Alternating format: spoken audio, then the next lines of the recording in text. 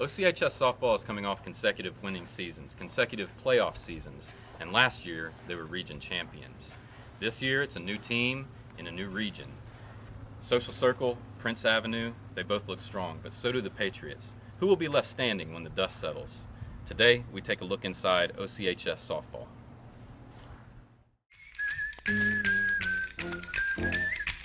Yeah, here we go, 1-2. Come on.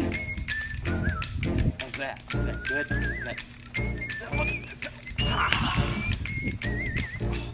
Oh, this one's really in there.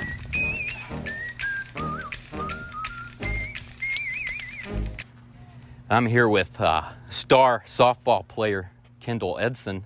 Kendall, thank you for spending some time with us. Hey, what is this team capable of? I think this team is capable of a lot. I think we can make it to Columbus, win region. I think we can win a bunch of games this year. What needs to happen to make that a reality? I think we need to talk, we need to work as a team, we need to make routine plays. We just got to have it all under control, stay calm, and just do what we know how to do. Staying calm is hard, right? Yeah, it is sometimes under pressure, yeah. When the ball's coming and you've got that moment you've been waiting for to make a play, and golly gee, you got to make the play, right? It's a lot of pressure. Hard beating. You just got to know what you're doing before it happens, and when it comes, you just got to be ready and just go. And trust yourself. Trust yourself. Yes. What is your walk-up song and why? My walk-up song is Power by Kanye West, and I think that's because I'm pretty powerful. Maybe a small package, but I got it in me. So that's it. Good answer. Thank you. What are your personal goals for this season? My personal goals for myself is I don't want to make any errors. I want to have a very high batting average and on-base percentage. And I want to hold the team together and push us to success. Awesome. Do you keep track of the stats? Sometimes, but not usually. I usually want to move on from what has happened and just grow from it. I try not to dwell on what has happened. You know, I've been watching a lot of softball. Why do they make so much noise? Like in the dugouts, it's like, and I don't understand a word they're saying either. I mean, why not? Just be loud, be happy you're out here. I mean, sometimes it distracts the other team. I mean, mind games. Scare them a little bit. Mind games. Fascinating. Make them think you're crazy. All right, last one. Last question.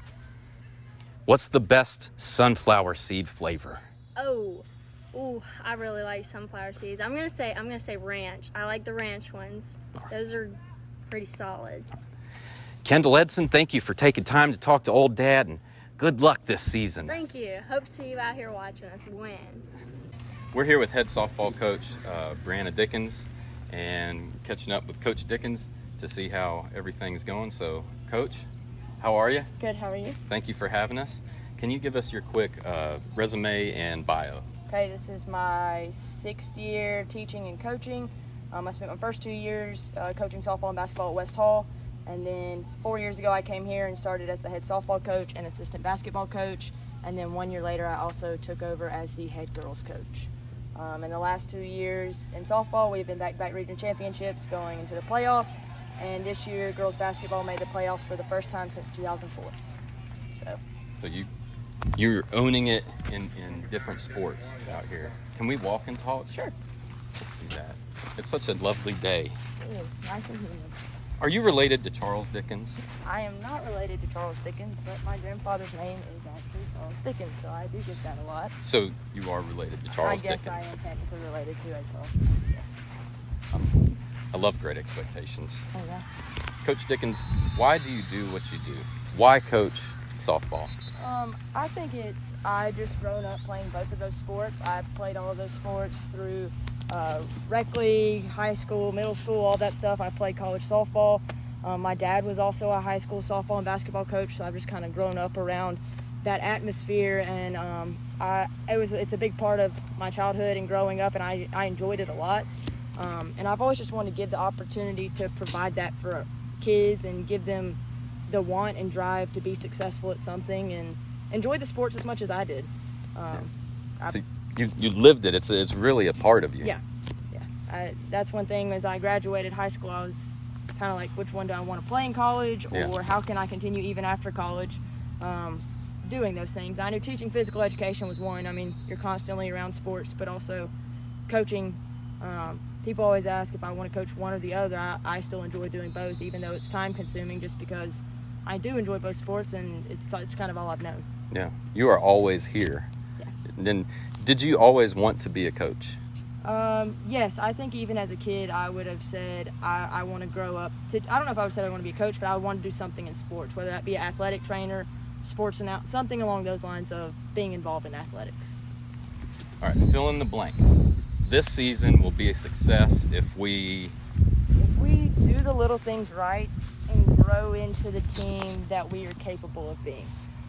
Coming off 2 back-to-back region championships, that expectation is there to kind of continue and continue doing what we're doing. But I think if we can learn and grow and do the little things right, it will ultimately, our success will happen on its own. We'll be able to compete at a very high level, especially in this new region we're in. It's going to be tough, but if we do the little stuff right, we are more than capable.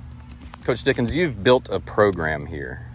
So what does it take to build a successful athletic program at a high school? So I will say from the softball side, when I got here, I walked into a 25 girls. A large portion of them are seniors this year. I have 9 seniors, so they've been here for 4 years. So they've been a part of this whole growth just as much as I have been. I would just say it's being consistent and having expectations even from the start. I think I was like 23 when I first started, so I was still very young. And learning with them, it's a process, as anything is. But being consistent, having a foundation for expectations, and also having juniors and seniors along the way groom younger players into those same expectations. And no matter the talent level year to year who graduated, just kind of keeping it consistent. So just sort of instilling those values early, and then those players become the leaders and hold the others accountable as they go on. All right, hindsight is 20/20. Okay. What do you do for your players, or say to your players, that you wish had been done for you when you played, or said to you when you played? I would say just have a high expectation for yourself. I know a lot of time when we talk about expectations or standards, some people kind of get scared, or it's challenging. But just, you're gonna have good days, you're gonna have bad days, but don't let those change your end goal or where we're trying to go. But just have those expectations and don't lower them for the others around you or for whatever team we're playing or whatever it may be. Be us. Just be us and continue to build on us. I like that. Be us. Be us. This is who we are. This is why we came out here to do this. Don't lose it, you know. I like that. This sport is definitely a hard one where everything is a stat. You have your on-base percentage. Did I get my sack bunts down? How do I do with runners in scoring position? How many pop flies have I hit versus hard ground balls? Or fielding-wise, am I missing pop-ups, ground balls, bad throwing errors? So there's a lot of things and a lot of pieces that can really factor into your overall performance. All right, Coach, I'm going to throw out some Charles Dickens quotes. Okay. And then they're not going to be related to softball in any way, but I'm going to ask you to try and finish them with something about softball. So, it was the best of times, it was the worst of times. It was the best of times when we run rule someone. It's the worst of times when we have to lose in 5 extra innings. A day wasted on others is not wasted. Sitting in a lightning delay, I don't know. That's miserable when the time resets every 30 minutes and you just have to sit in the dugout and wait on the umpire to say, oh, there's another lightning strike within 3 miles. Let's start time over. Yeah. Coach Dickens, are softball players superstitious? Some are, yes, very. What are some of the most memorable or crazy superstitions that you've seen? So I've always seen the team, like in playoffs, they may wear the same exact jersey, pants, belt, socks. Just No, they'll stanking. wash them. They'll wash them. Oh, okay. But they're stuck to the same color combo from postseason on. There are teams that either listen to the same song before a game or after a win. I've seen teams where there's only certain types of sunflower seeds allowed in the dugout. Or I think last year we even had, at some point after we won our first region game at Jefferson County, there was a rock that was laying on the field, and we just kind of tossed it in our dugout, and that rock kind of went everywhere with us for the rest of the season. So Did you name it? Harley did. One of them did. I don't remember the name. But it's that right there on that white edge for over half the season. All right. What is the best flavor of sunflower seeds? Personally, I'm usually stuck on dill pickle. Dill pickle's pretty good. Classic. Coach Dickens, I heard that you took the team whitewater rafting. Can you tell me about that trip? So that was for FTA Camp in Columbus.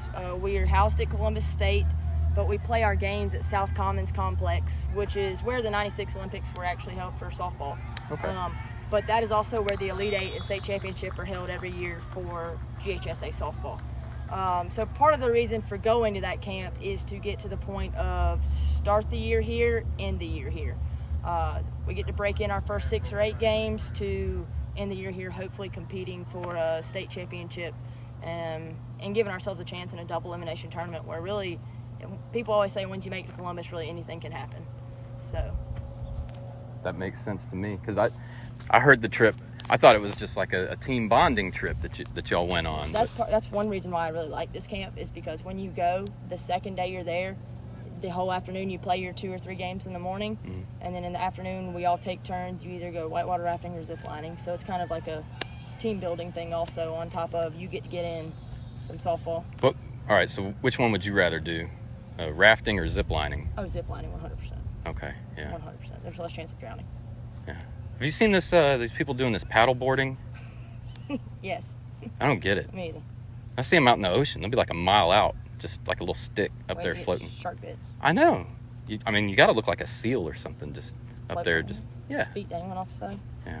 I'm good. Me too. I'd go zip lining too. It was fun. We got to zip line over the rafters. So like they're going under, so we're like, it's across the Chattahoochee, so Nice. Coach Dickens, thank you very much for your time and Thank good luck you. to you this season. thank you.